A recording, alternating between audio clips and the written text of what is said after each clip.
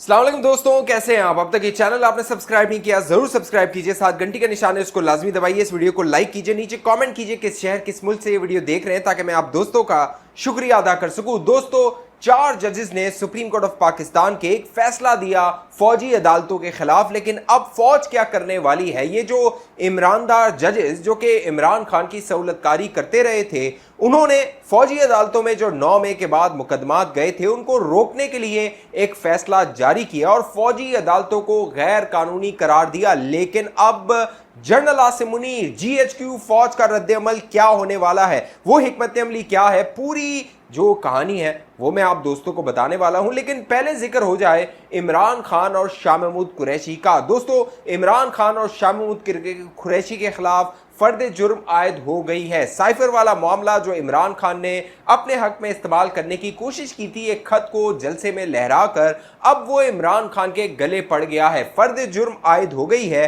अब सिर्फ फांसी लगना बाकी है।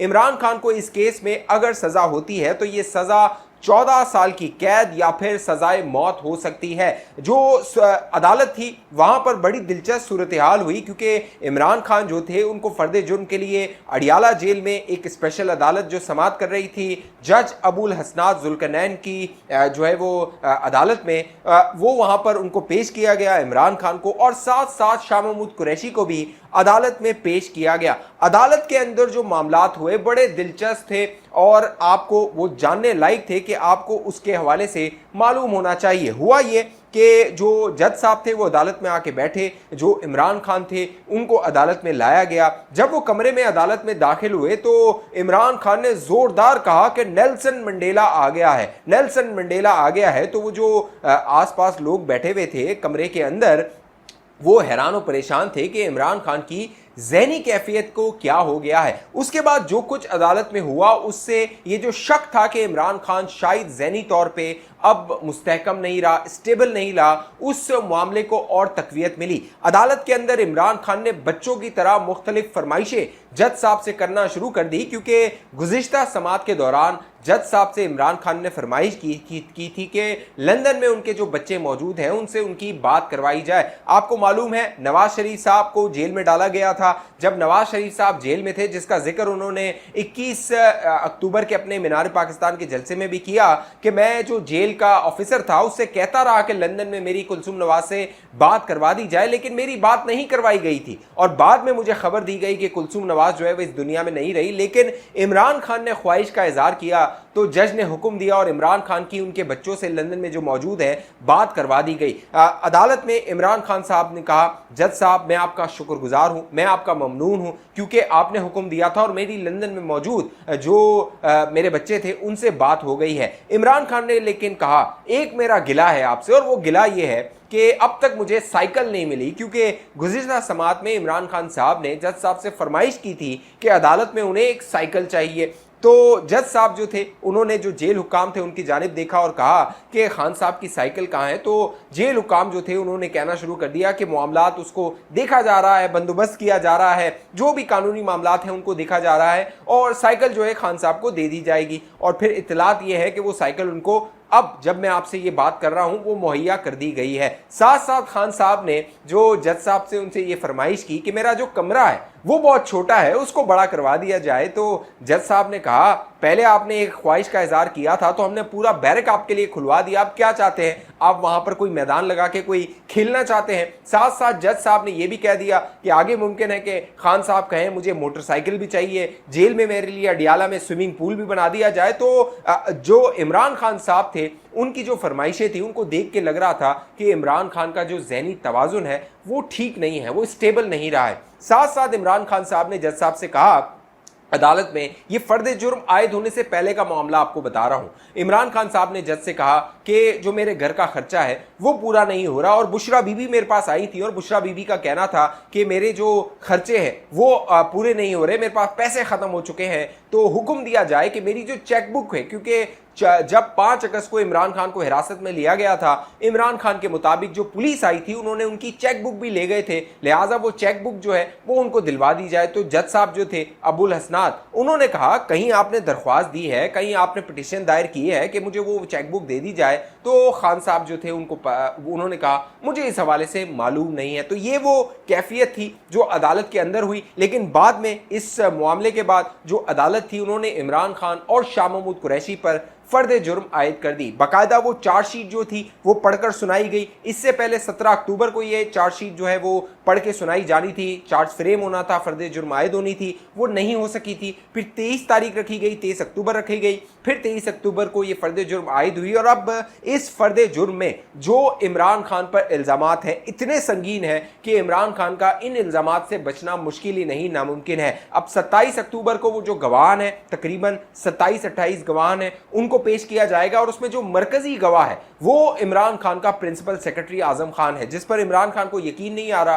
कि वो उसके खिलाफ जो है वो आकर गवाही दे रहा है, लेकिन वो मरकजी स्टार विटनेस है जो आकर इमरान खान के खिलाफ गवाही देगा। उसके बाद जो हमारे सफीर थे उस वक्त अमेरिका में, जो उनको बुलाया जाएगा, वो गवाह के तौर पे पेश होंगे। सेक्रेटरी खारजा जो है वो पेश होंगे, गवाही देंगे किस तरह इमरान खान ने जो पाकिस्तानी थे उनको बेवकूफ़ बनाया और पाकिस्तान की जो सलामती थी उसको दाव पर लगा दिया। जो चार्जेस फ्रेम किए गए, फर्द जुर्म आयद की गई, उस पर पहला जो फर्द जुर्म था वो ये था इमरान खान पर कि ये जो साइफर था एक सीक्रेट डॉक्यूमेंट था, इसको आपने कैसे अपने पास रखा, पहली बात। दूसरा ये कि आपने पास रखते हुए उसको तुमने गुम कर दिया, ये बड़ा जो है वो संगीन जुर्म है। दूसरा जो फर्द जुर्म आयद हुई इमरान खान पे वो ये थी कि वजारत खारजा ने आप पर भरोसा करते हुए आपको वो जो साइफर था वो दिया था, लेकिन आपने उसका इस्तेमाल अपने ज़ाती और सियासी मकासद के लिए किया। ये दूसरा जुर्म था जो इमरान खान पर लगाया गया। तीसरी जो फर्द जुर्म है इमरान खान पर वो ये है कि वो जो साइफर था जिसको इस्तेमाल किया गया जिस तरह भी आपने सियासी तौर पे, उससे जो दोस्त ममालिक हैं पाकिस्तान के यानी अमेरिका और पाकिस्तान, उसके जो ताल्लुकात थे वो ख़राब हुए, उसमें कशीदगी आई, मामला जो है वो बिगड़े। लिहाजा आप पर यह जुर्म साबित होता है या फर्द जुर्म लगाई जाती है कि आप पाकिस्तान के जो खारजा ताल्लुकात हैं उनको ख़राब करने का बाइस बने हैं। फिर ये इल्ज़ाम लगाया गया इमरान खान पे कि वो जो साइफर थी वो आपको वजारत खारजा में दोबारा जमा करवानी थी, लेकिन आपने वो जमा नहीं करवाई। इस तरह के लातादाद जो फर्द जुर्म है जिन पे इल्ज़ामात हैं वो इमरान खान पे लगाए गए हैं। अब इमरान खान जो थे और शाह महमूद कुरैशी थे उन्होंने इन जो इल्ज़ामात थे इनसे इनकार कर दिया।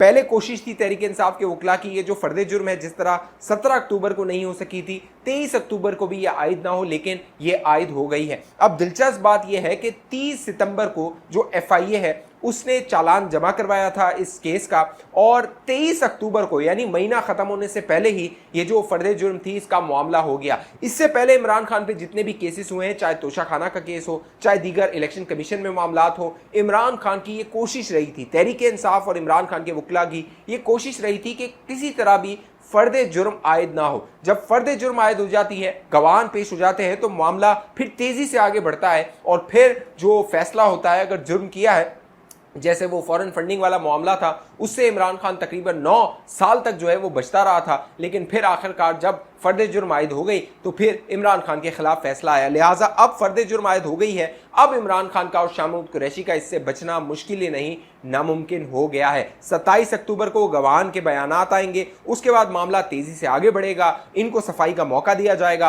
अगर इमरान खान इसमें सफाई पेश नहीं कर सकते तो इमरान खान को 14 साल की कैद हो जाएगी, और फिर साथ साथ जो है वो 14 साल की अगर कैद नहीं होती तो सजाए मौत भी हो सकती है, फांसी भी हो सकती है। यानी इमरान खान और शाह महमूद कुरैशी का जो मुस्तकबिल है 27 अक्टूबर के बाद वाजे हो जाएगा कि किस सिम जा रहा है। साथ साथ जो इमरान खान को अब तक बचाते रहे थे वो सुप्रीम कोर्ट के अंदर कुछ ईमानदार जजेस थे, मरियम नवाज ने नाम दिया हुआ है ईमानदार जजेस का, और हालिया दिनों में जो गुज़िश्ता समात हुई 5 जजेस ने जो समात की जिसमें फैसला दिया गया कि जो सिविलियंस का ट्रायल है फौजी अदालतों में वो कलअदम करार दिया जाए, उस कानून को कलअदम करार दिया जाए। लेकिन यही जज थे जब 2011 में सिविलियंस को सजाएं हुई, उस वक्त इन्हीं जजेस ने कहा कि जो सिविलियंस हैं उनका ट्रायल हो सकता है। फिर 2019 में मामला गया, 2019 में भी कहा गया कि सिविलियंस का ट्रायल हो सकता है, लेकिन अब मामला है तहरीक इंसाफ और इमरान खान का। तो यही जज justice Ijazul Ahsan, justice Munib Akhtar, justice Ayesha Malik, justice Mazahir Naqvi, ये जो 4 जजेस हैं ये चाहते हैं नहीं,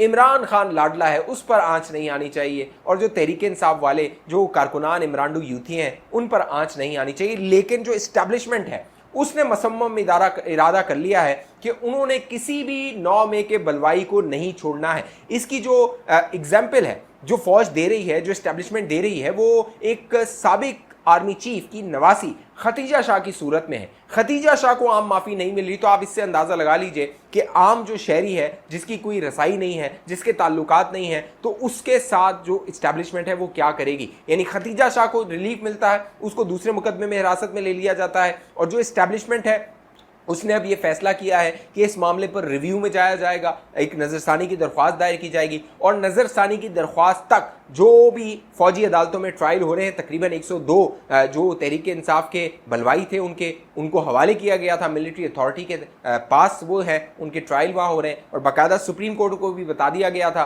कि इनके ट्रायल हो रहे हैं, तो उनको रिलीज़ नहीं किया जाएगा। अब जब अपील में मामला जाएगा, वहाँ पर सुप्रीम कोर्ट ऑफ पाकिस्तान का एक लार्जर बेंच बनेगा। ये जो 5 रुकनी बेंच था, इससे बड़ा बेंच बनेगा, 7 रुकनी हो सकता है, या फुल कोर्ट हो सकता है कि 17 के 17 या 15 के 15 जजेस जो है बैठे और इस मामले को सुने और कोई फैसला करें। तो देखना है जो इस्टेब्लिशमेंट है, अब ये टफ ऑफ वॉर है उन इमरानदार जजेस के दरमियान और जो इस्टेब्लिशमेंट है उसके दरमियान, अब ये किस से मामला जाता है। इसमें चीफ जस्टिस काजी फायज ईसा का मरकजी और कलीदी किरदार होने वाला है। इस हवाले से जो भी मामलात होंगे मैं आप दोस्तों को बाखबर रखूंगा। अब तक ये चैनल आपने सब्सक्राइब नहीं किया, जरूर सब्सक्राइब कीजिए, साथ घंटी का निशान है उसको लाजमी दबाइए। फेसबुक पर देखने वाले दोस्त पेज को लाइक फॉलो करके इस वीडियो को लाजमी शेयर कर दीजिए। अगली वीडियो तक मुझे इजाजत दीजिए, अपना ख्याल रखिएगा। पाकिस्तान जिंदाबाद।